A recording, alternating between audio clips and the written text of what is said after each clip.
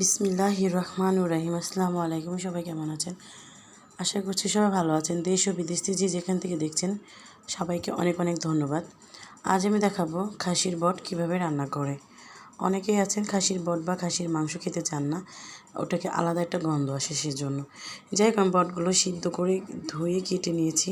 তারপর কড়াইয়ের মধ্যে পরিমাণ মতো তেল দিয়ে দিলাম। তারপর দিয়ে দিলাম গরম মশলা, দারচিনি, এলাচ, লবঙ্গ, তেজপাতা, গোলমরিচ সব দিয়ে একটু গরম করে সেখানে দিয়ে দিলাম আমি পেঁয়াজ কুচি।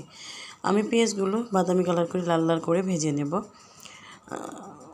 আপনারা চাইলে নাও ভাজতে পারেন, কিন্তু ভাজার পরে আসলে মশলাটা অন্যরকম একটা গ্রান চলে আসবে। যাই হোক, আমি বাদামি কালার করে ভেজে নিয়েছি। সেখানে দিয়ে দিচ্ছি 1 চামচ আদা বাটা, 1 চামচ রসুন বাটা, 1 চামচ পেঁয়াজ বাটা দিয়ে এই মশলাগুলো ভালো করে আমি একটু পানি ছাড়ে নাড়াচাড়া করে ভেজে নেব। এখন দিয়ে দিব আমি ধনিয়া গুঁড়া 1/2 চা চামচ, জিরার গুঁড়া 1/2 চা চামচ। যদি ভিডিওটা ভালো লেগে থাকে অবশ্যই একটা লাইক করবেন, একটা কমেন্ট করবেন, একটা শেয়ার করবেন। তারপরে দিয়ে দিলাম 1 চামচ ভর্তি করে আমি হলুদের গুঁড়া দিয়ে দিলাম।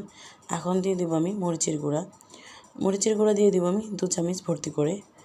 একটু ঝাল ঝাল হলে খেতে খুবই ভালো লাগবে যেহেতু বট। যাই হোক, আমি সব মশলাগুলো দিয়ে আমি আবার একটু নাড়াচাড়া করে নিয়ে সেখানে দিয়ে দিলাম 1.5 চামচ লবণটা দিয়ে দিচ্ছি আমি 1 চা চামচ সয়া সস। এই সম্পূর্ণ জিনিস একসাথে করে আমি নাড়াচাড়া করে নেব। সুন্দর করে পানি ছাড়াই আমি এটাকে আগে কষিয়ে নেব।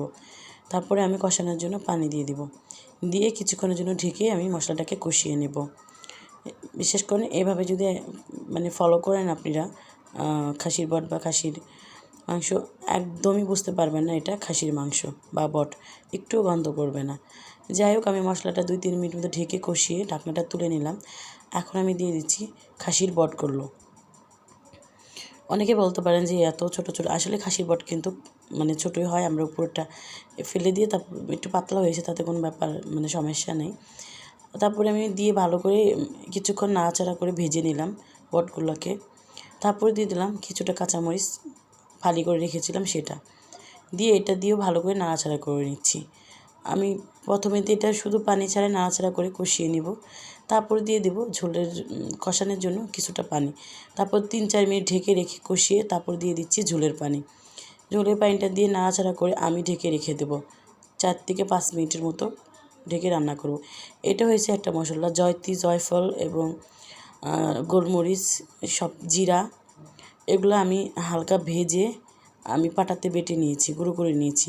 সেই মশলাটা এর মধ্যে আমি দিয়ে দিলাম, ভাজা মশলাটা। এটা দেওয়ার কারণ আরও হলো যে যদিও গন্ধ থাকে একদম দূর হয়ে যাবে।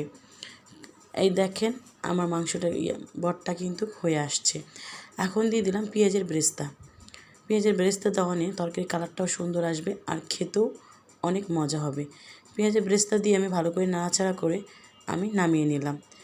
দেখুন হয়ে গেল আমার খাসির বটের ভুনা। অবশ্যই একটা কমেন্ট করবেন, লাইক করবেন। সবাই ভালো থাকবেন, সুস্থ থাকবেন। আল্লাহ হাফেজ।